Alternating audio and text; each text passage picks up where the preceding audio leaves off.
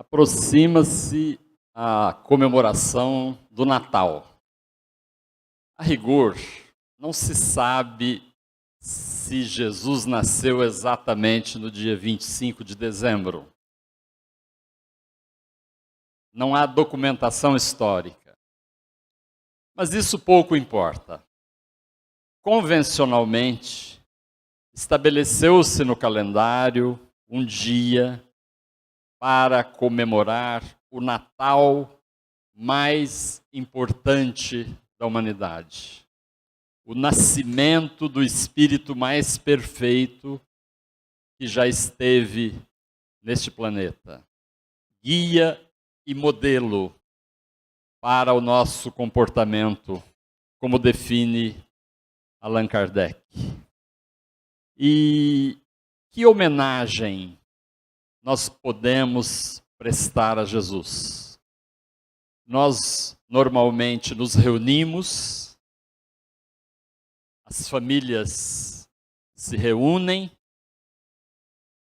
não sei exatamente se unem, mas se reúnem, não é? E normalmente aquilo que mais se evidencia é a festa, presente material, ceia, o embebedar-se, são normalmente comportamentos típicos desse momento.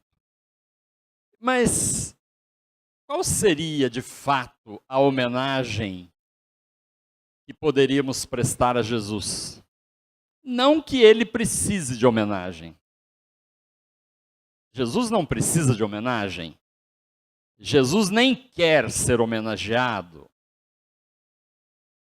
Porque quem quer ser homenageado ainda não venceu, né, a tentação da vaidade. Jesus não precisa de aplauso, nem de homenagem.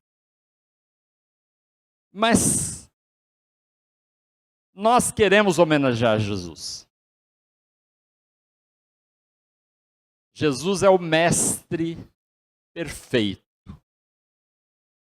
É o mestre absoluto. É aquele que ensina a sua doutrina, que prega. É aquele que ilustra os seus ensinamentos através de narrativas simbólicas, de parábolas. É aquele que exemplifica na prática, que ensina nas conversas, nos diálogos, como ocorre com a mulher samaritana, com o doutor da lei, a respeito do reino dos céus ou da reencarnação. Jesus finalmente dá o testemunho daquilo que ensina. Porque nós não podemos dizer que Jesus teoriza. Jesus não teoriza, ensina. E o ensino é a conjunção da teoria e da prática. Jesus é o mestre que tem a coerência ética perfeita. Quanto a nós outros, que às vezes nos arrogamos o título de professores ou mestres, cabe-nos muito mais aquela frase que diz: faça o que eu falo, mas não o que eu faço, porque eu sou incapaz de testemunhar o que eu ensino. Jesus nos traz o presente de Natal. Na importância da sua vinda até nós. Ele nos deixa o presente, que é o Evangelho, que resume toda a revolução ética que ele propõe para o comportamento humano. É a revolução total. É a renovação absoluta dos nossos hábitos, da nossa cultura, do nosso modo de administrar o relacionamento humano. Porque a rigor, a grande matéria-prima da nossa vida é o relacionamento com as outras pessoas. Nós não reencarnamos solitariamente. Precisamos de uma mãe, de um pai. Temos irmãos, temos família. Temos um local de trabalho, temos vizinhos, temos aqueles com os quais convivemos. É essa a nossa grande riqueza na experiência humana. Sartre, Jean-Paul Sartre, filósofo francês, escreveu uma peça ironizando o comportamento humano. Embora ele fosse materialista, nessa mensagem da peça teatral há algo de cristão. E ele deu o seguinte título a essa peça: O inferno são os outros. Eu nunca me esqueço de que certa vez, no pátio da Unesp, nas férias, estávamos alguns professores olhando para aquele pátio vazio. Não havia um aluno sequer. Eram férias. E um dos nossos colegas emitiu o seguinte conceito: que maravilha a escola sem alunos. Vejam a que ponto pode chegar a contradição. Como escola sem alunos? Não é? Há quem muitas vezes possa pensar assim: ah, como eu seria feliz se não existissem os outros. Seria mesmo? A convivência, o relacionamento com a sociedade, nos mais diversos graus de proximidade, é isso a nossa vida, a nossa matéria-prima. A doutrina de Jesus trata exatamente disso. Jesus se baseia nos chamados escritos sagrados, os livros de Moisés e os profetas. Retoma muitos ensinamentos que estavam esquecidos. Traz à memória lições preciosas, como aquela, por exemplo, que está num livro de Moisés, chamado Levítico, em que o Senhor diz a Moisés, porque as lições de Moisés são apresentadas sempre desta forma, ele recebendo a lição de Jeová. E o Senhor diz: não te vingarás, nem guardarás ressentimento contra os filhos do teu povo, mas amarás o teu próximo como a ti mesmo. Isso estava lá, mas se perdeu. Muitos séculos se passaram entre Moisés e Jesus. Estava esquecido. Tanto que Jesus, no Sermão da Montanha, diz assim: aprendeste o que tem sido dito pelos antigos. Amarás o teu próximo e odiarás o teu inimigo.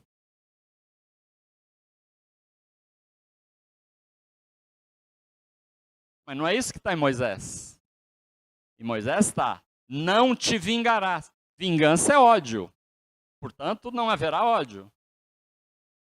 Nem guardarás ressentimento. Ressentimento é mágoa, rancor, é ódio. mas amarás o teu próximo como a ti mesmo. Então vejam, quando Jesus retoma, ele mostra que o ensinamento da lei, segundo Moisés, foi deturpado. Ouviste o que tem sido dito aos antigos: amarás o próximo, odiarás os inimigos. Eu, porém, vos digo: amai os vossos inimigos. Jesus corrige, ele modifica, ele restabelece o sentido. Porque ele muda a equação. O inimigo também é próximo. Eu costumo pensar que essa regra, amar o próximo como a si mesmo, que é a maior das lições do Evangelho, que é a grande lição de Jesus, apresenta para o nosso entendimento dois problemas. Vamos abrir este ensinamento. Amar o próximo. Quem é o próximo? Esse é o primeiro problema. E o que é amar? É o segundo problema. Um doutor da lei perguntou isso para Jesus. Ele perguntou para Jesus: o que eu faço para entrar no reino dos céus? Jesus disse para ele: o que está escrito na lei? E ele então disse: amarás o Senhor teu Deus de toda a tua alma, de todo o teu coração, de todo o teu entendimento, de todas as tuas forças, e amarás ao próximo como a si mesmo. Jesus então confirma: é isso. Aí estão as leis e os profetas. Aí está contido o que há de essencial. Esse é o resumo de tudo. O doutor da lei humildemente pergunta para Jesus: mas tá bom, eu sei decor, amar o próximo como a si mesmo. Eu repito isso. Só que tem um problema. Quem é o próximo? Jesus, então, respondeu ilustrativamente. Uma parábola. Jesus conta a parábola de um homem que estava ferido, agredido que tinha sido por malfeitores na beira da estrada, precisando de cuidados. Passou por ali um sacerdote, passou por ali um levita, ou seja, passaram religiosos. Um olhou, seguiu em frente. O outro sequer olhou. Mas vinha um samaritano. E este se sentiu tomado por compaixão. E foi lá e atendeu caridosamente aquele homem. Então Jesus pergunta: quem é o próximo? Quem demonstrou ser o próximo em relação àquele homem? E o doutor da lei, certamente engolindo em seco, muito contrariado, teve que dizer: o samaritano. Desde essa lição do Evangelho, a palavra samaritano ganhou um novo sentido no dicionário. Hoje, quando buscamos lá samaritano, vamos encontrar o sentido: pessoa caridosa. Mas até então, samaritano era simplesmente quem nasceu numa região da Judéia chamada Samaria. Quem vivia naquela região. Mas eles eram odiados pelos judeus. Eles, inclusive, chegaram a construir um templo que rivalizava com o templo de Jerusalém. Eram inimigos, inimigos religiosos, mas a religião faz inimigos, como nós sabemos. Como observamos hoje, infelizmente, sobretudo no panorama internacional. Para um judeu, aceitar que o samaritano praticava o amor ao próximo, enquanto os religiosos, os fariseus, aqueles que viviam nos templos, que ostentavam conhecimento profundo dos textos de Moisés, demonstraram indiferença. E aí nós temos, talvez, a resposta para a segunda pergunta: o que é amar o próximo? Allan Kardec nos ajuda a entender. No Evangelho segundo o Espiritismo, capítulo Amor ao Próximo, ele diz: não se espere que amar o próximo, e na sua opção mais radical, amar o inimigo, seja sentir pelo outro a ternura, o carinho, a afeição que nós sentimos pela pessoa amada, pelo amigo do peito. Não é isso que Jesus propõe com a expressão amar o próximo. Diz Kardec: amar o próximo significa não odiar, não discriminar, não cultivar desejos de vingança, não desejar o mal, alegrar-se com a vitória, com o sucesso, com a felicidade do outro.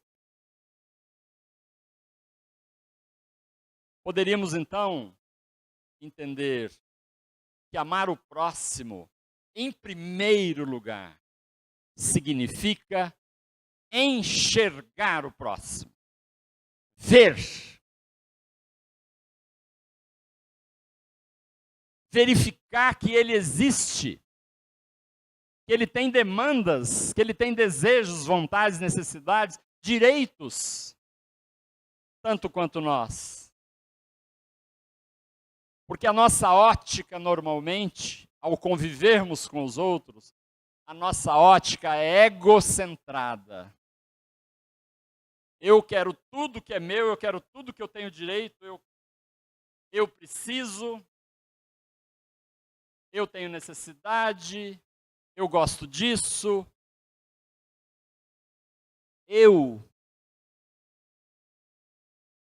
A doença do ego é o egoísmo. Mas tem o outro.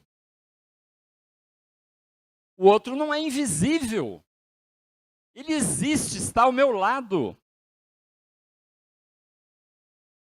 Quando eu estou na fila do supermercado, tem alguém à minha frente, tem alguém atrás de mim,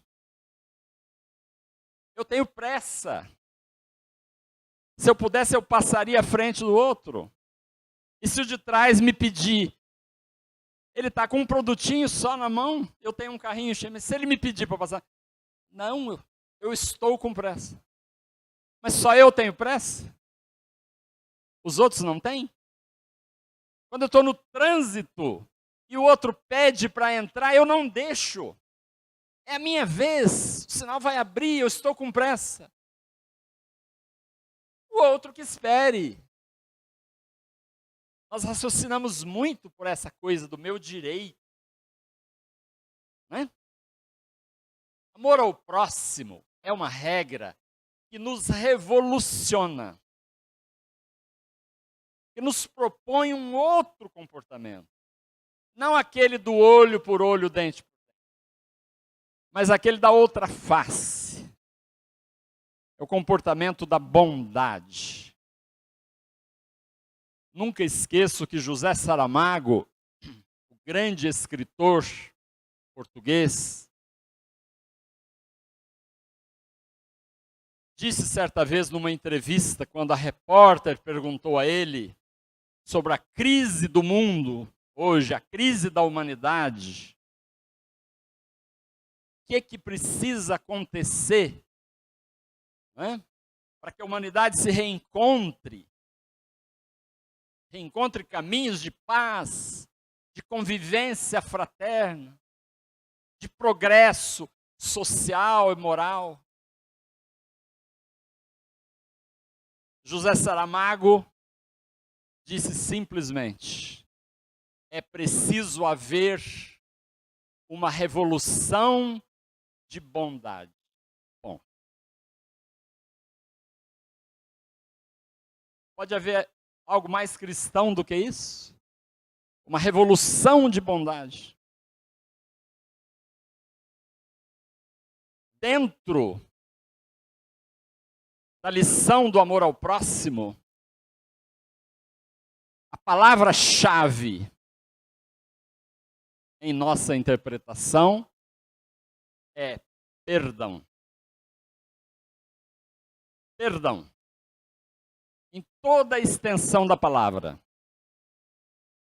Perdão é uma palavra que, de princípio, nos confunde. Quando olhamos no dicionário, os dois sentidos que se apresentam de forma mais específica são: perdoar significa desculpar as ofensas. Desculpar as ofensas. Segundo, perdoar significa quitar as dívidas. É a mesma coisa? Não é a mesma coisa. Dívida é uma coisa concreta, material. Ofensa, não. Porque a ofensa é interpretativa. Eu posso achar que alguém me ofendeu, mas ele não me ofendeu. Eu é que sou melindroso. Eu acho que todo mundo me ofende toda hora. Ninguém pode falar nada. E se alguém falar alguma coisa para o meu filho na escola, eu faço uma guerra. É o melindre. O melindre deturpa a noção de ofensa. Mas vamos lá. Vocês lembram do Pai Nosso? Daquela frase que diz: perdoai, como que é o fim? Perdoai as nossas dívidas, como perdoamos, né, os nossos devedores. Mas não tem uma outra versão? Tem muitos, tem uma outra tradução. Diz assim: perdoai as nossas ofensas, como perdoamos a quem nos tem ofendido. Indiferente. O que importa é a ideia do perdão. Mas o que nós queremos dizer é que quando eu penso em perdoar a dívida, eu penso numa ação extensiva ao outro, que vai libertar o outro. Será que liberta mesmo?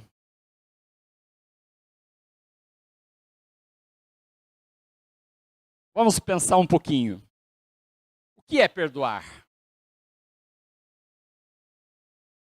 Nelson Mandela, um homem do nosso século, quer dizer, século XX na transição para o século XXI. Um homem que ficou preso 27 anos, injustamente, por questões de racismo na África do Sul.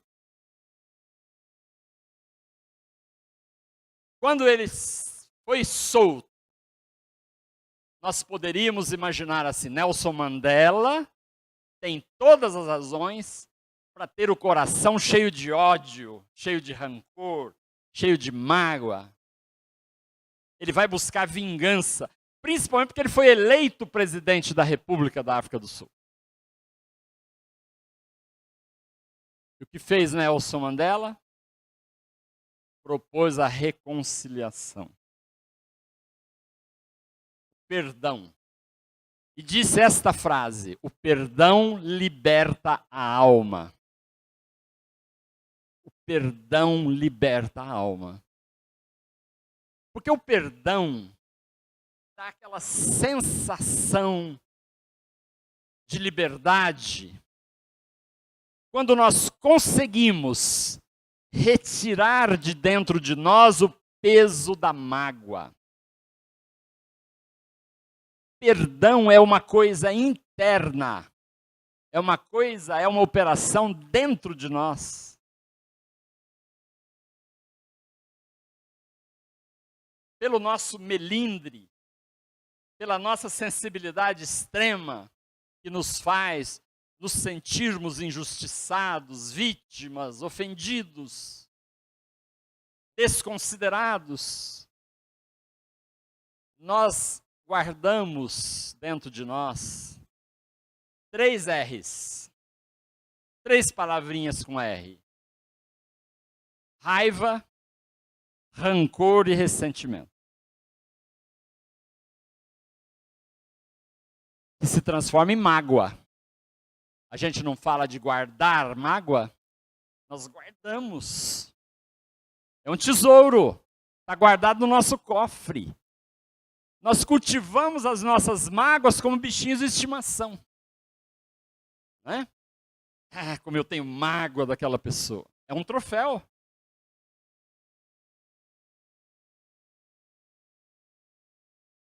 É o ódio. E aí as ideias de vingança. Se não vingança exteriorizada concretamente, pelo menos desejo de que o outro se dê mal. Eu não vou fazer nada, mas Deus vai castigar. Eu jogo para Deus. Deus é o vingador. Não quero nunca mais ver essa pessoa. E se vier falar comigo, eu vou dizer tudo o que eu tenho vontade. Eu posso até perdoar. Vou fazer uma concessão para Jesus. Eu posso perdoar. Mas não esqueço. Essa pode ser considerada a forma de perdão, que de fato não é perdão, é perdão orgulhoso, vaidoso. Não é aquele perdão generoso de que fala Allan Kardec, no capítulo 10 do Evangelho, bem-aventurados os misericordiosos, porque a misericórdia fundamental é o perdão. Perdoar. Ser perdoado e perdoar-se são os 3 aspectos do perdão. Quando eu perdoo, quem é o maior beneficiado? Eu mesmo. Eu faço um grande bem para mim mesmo, porque estou me limpando, estou me purificando, estou tirando venenos de dentro de mim. O que é mais fácil, perdoar ou ser perdoado?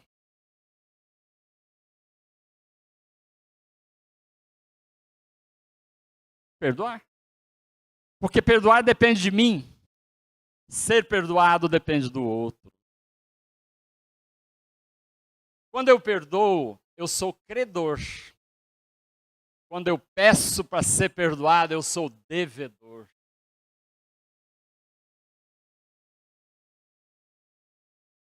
Terceiro aspecto, perdoar-se. Auto-perdão. O outro me perdoa. Isso pode ocorrer.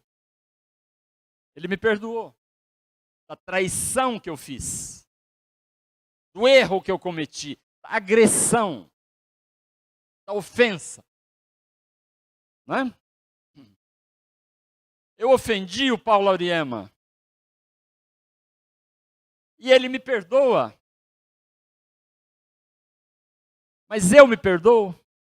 Quando eu olho para ele, quando eu encontro, quando alguém fala o nome dele, o que acontece dentro de mim muitas vezes? Está ali dentro. Emmanuel, livro Justiça Divina, tem uma lição chamada Perdoados, mas não limpos. Eu posso estar perdoado, mas eu não me sinto dentro de mim purificado, limpo, naquela sensação de leveza, de harmonia, de equilíbrio. Auto-perdão. Eu preciso exercitar o auto-perdão. E o perdão é o grande tema do amor ao próximo. No livro Memórias de um Suicida, de Ivone A. Pereira, há alguma coisa muito importante sobre o perdão. O narrador da história, Camilo Cândido Botelho, nos apresenta, logo na primeira parte, a história do Dr. Roberto de Canalejas, a quem ele conheceu no plano espiritual. Um homem bom, um espírito iluminado, que se diz imperfeito, mas iluminado, que só faz o bem. E um dia, Camilo descobre um pouco da história da vida na terra deste homem, do médico Roberto de Canalejas. Ele foi casado, casou-se com uma jovem, Leila, muito jovem, muito desajuizada. O casamento não deu certo. Ela o traiu. O casamento se desfez. E ela buscou outros caminhos, foi muito infeliz. Ele sofreu muito. Mas o que importa dessa história é ele dizer a Camilo: eu já a perdoei. Eu não tenho dentro de mim nenhuma mágoa, nenhum rancor, nenhum ressentimento contra ela. Eu já a perdoei. E Camilo pergunta então ao Dr. Roberto: e ela? Ele disse: ela não suporta a minha aproximação. Não porque não me ame, porque quando eu me aproximo, a minha vibração lembra a ela o passado. O que ela fez. Ela não se perdoou. Eu a perdoei, mas ela não se perdoou. Essa é a questão. Perdão de mão dupla. Não é? Como acontecerá com o próprio Camilo, o narrador da história. Há 2 séculos atrás, ele, como representante da igreja na Inquisição, ele prendeu um homem e o cegou na tortura, porque ele desejava ficar com a mulher do Jacinto, Magda. Ele foi autor de uma maldade, ele destruiu a vida de Jacinto. Passaram-se 2 séculos, numa nova reencarnação, para que ele se perdoasse, ele veio sentir a cegueira na própria carne. Ficou cego. E ele era o grande Camilo Castelo Branco, escritor de renome na Europa, Portugal. Mas ele se suicidou. Ele não aguentou o impacto, não apenas da cegueira, mas dos sofrimentos todos. Uma família completamente desequilibrada, com 1000 problemas. Ele se suicidou. Eu gostaria apenas de reportar um diálogo. Quando ele fala, ele toma conhecimento do seu passado e ele se sente muito mal.